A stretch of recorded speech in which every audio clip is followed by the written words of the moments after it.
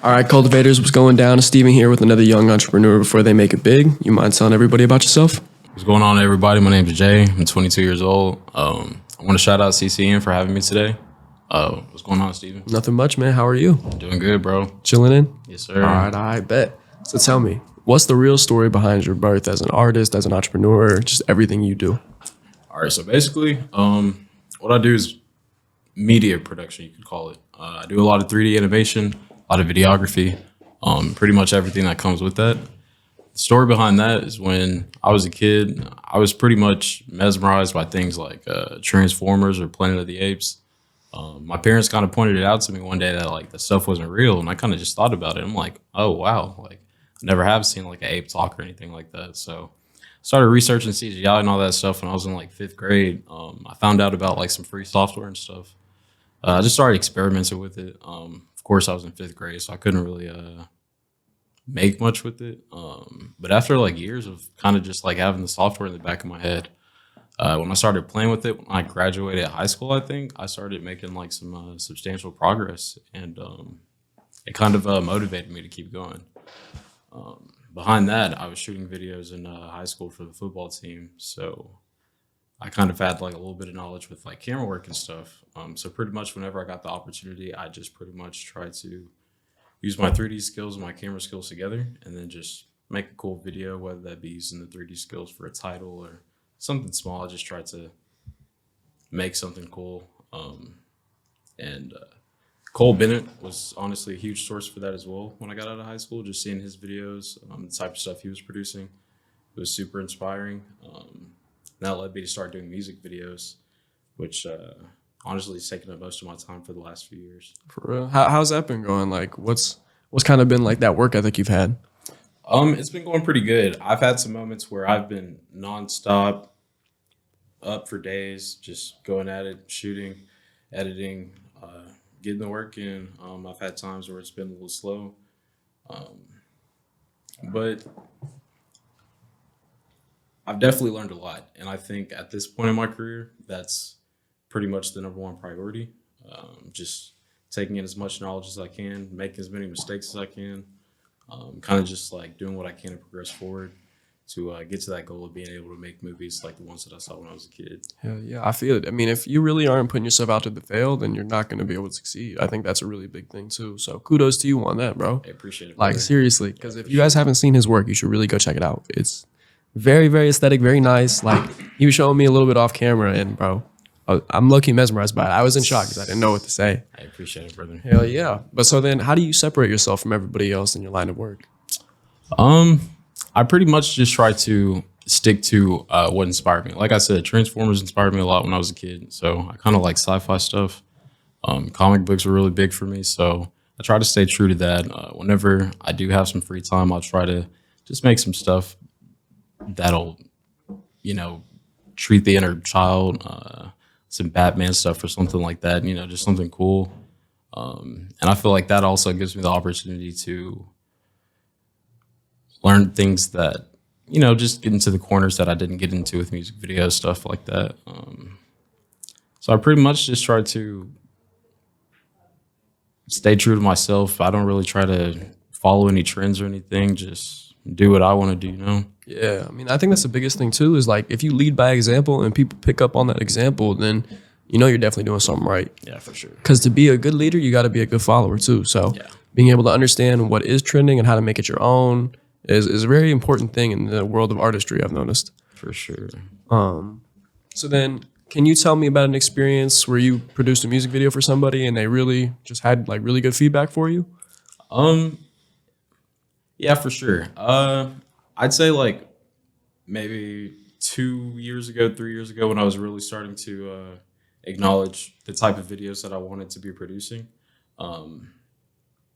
I'd say I was working with a couple artists who really had their vision, and I think working with artists who have a vision in their head really helps me as an artist myself, because it gives me it kind of just gives me an outline to work with. It gives me it saves me a lot of time in the end, from having to cut things out or having to go back and make revisions. So I think just an artist with a vision for themselves.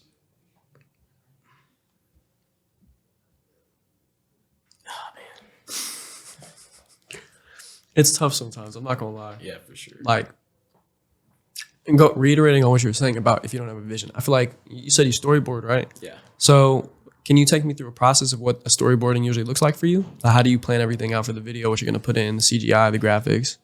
Okay, for sure. So basically, pretty much most of my projects start off with an idea of a single shot or a single scene.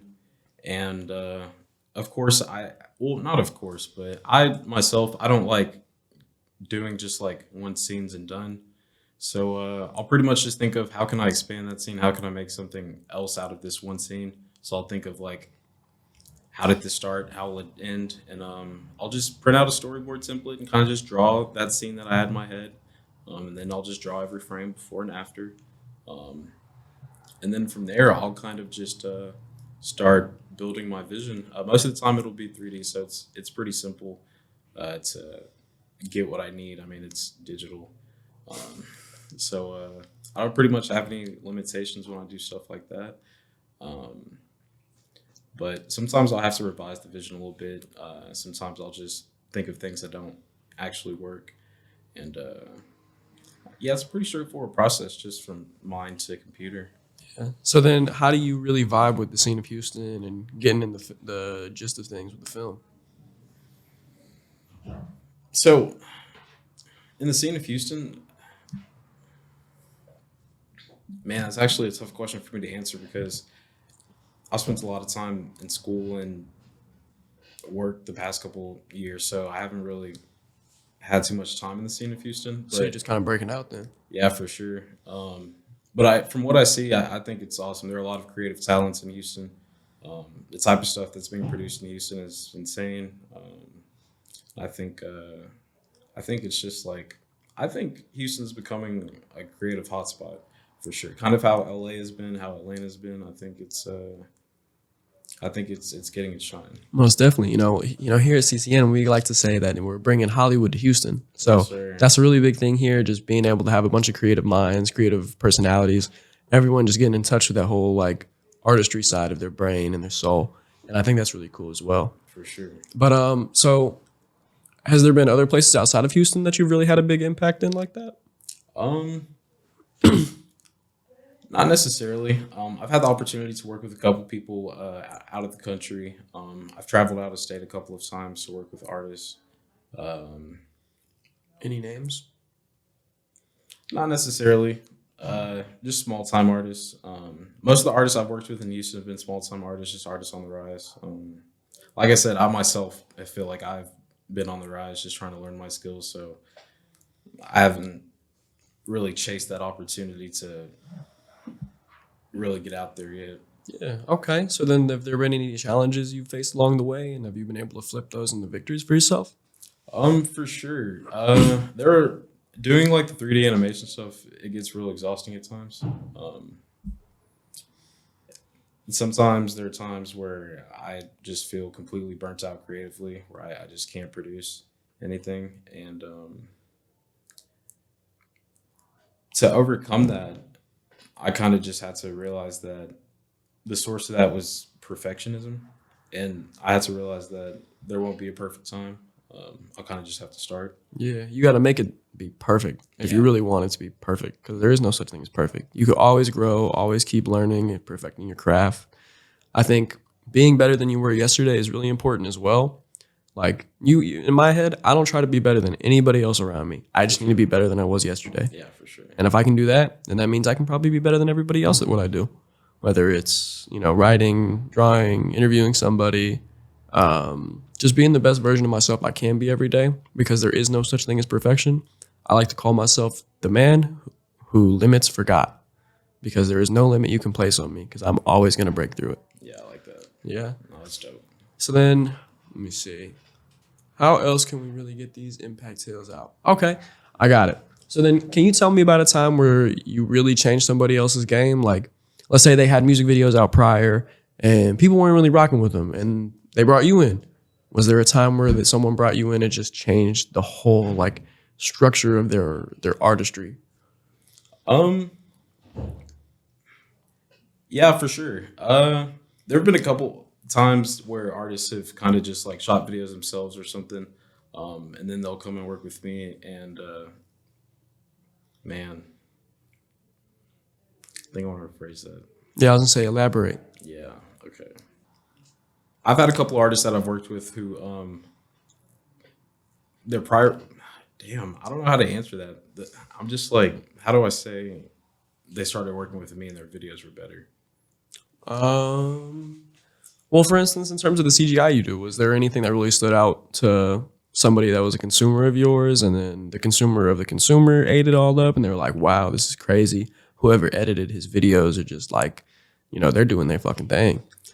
Okay, I understand what you mean. For sure. That's like honestly how I've gotten most of my business. Because like I said, I haven't necessarily tried to put myself out there. Not yet. Not yet, of course. Most of my business has just been from people who've seen my other work. And with that, I've been able to acquire like a huge portfolio of different types of things.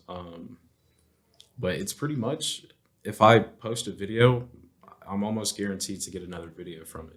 Wow. Congrats on that, man. That's big. That's really big. That's consistent work. I appreciate that. So then what's next, bro? Like, do you have anything coming up that we should be looking for? Anyone you're collaborating with specifically? Not necessarily any collaborations come up. Kind of riding solo. However, I do have some things coming up. I've been in school for cybersecurity, so I have a couple developing apps that I'm working on. Some things that'll help out the creative community, I hope. So actually, I don't want to mention that right now. Yeah, you want to keep it kind of low key? Yeah. Okay. So then what's a big landmark moment in your journey, bro? Any moment that's been like really significant and it's really just elevated you as a person.